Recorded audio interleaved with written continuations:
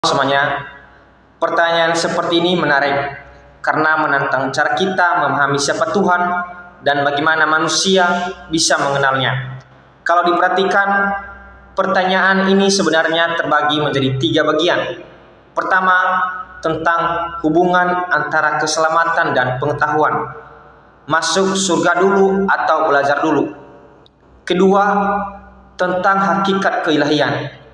Tuhan kau punya Tuhan. Dan ketiga, tentang identitas iman. Siapa Tuhanmu? Ketiga bagian ini menyentuh inti dari pengenalan akan Allah dan perlu dijawab bukan hanya dengan logika, tapi juga dengan kebenaran yang diwahyukan oleh firman-Nya. Pertama, mengenai masuk surga dulu atau belajar dulu. Alkitab mengajarkan bahwa keselamatan bukan hasil dari pengetahuan, usaha dan perbuatan manusia, melainkan anugerah dari Allah. Ini dalam kitab Efesus pasal 2 ayat ke-8 sampai ke-9. Belajar tentang Allah memang penting, tetapi bukan syarat untuk diselamatkan. Justru orang yang sudah mengalami keselamatan akan terdorong untuk mengenal Allah lebih dalam, bukan agar diselamatkan, tetapi karena ia telah diselamatkan. Kedua, ungkapan Tuhan kau punya Tuhan sering muncul karena kesalahpahaman terhadap relasi antara Bapa dan Anak dalam Alkitab. Dalam iman Kristen, Allah adalah suatu hakikat dalam 3 pribadi, Bapa, Anak, dan Roh Kudus.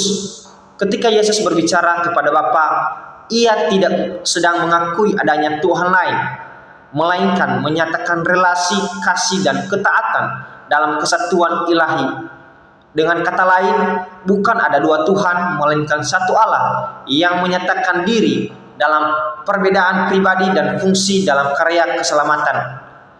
Ketiga, pertanyaan siapa Tuhanmu bukan hanya bersifat intelektual, tapi eksistensial.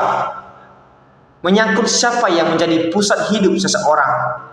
Dalam iman Kristen, Tuhan yang sejati adalah Allah yang menyatakan diri dalam Yesus Kristus, yang mati dan bangkit untuk membawa manusia kembali kepadanya. Yohanes 14 ayat yang ke-6. Karena itu, berpikir logis tetap penting, tetapi iman tidak lahir dari logika manusia, melainkan dari pernyataan Allah sendiri. Tuhan tidak bisa dipahami sepenuhnya oleh akal, sebab ia bukan hasil pikiran manusia, melainkan pribadi yang menyatakan dirinya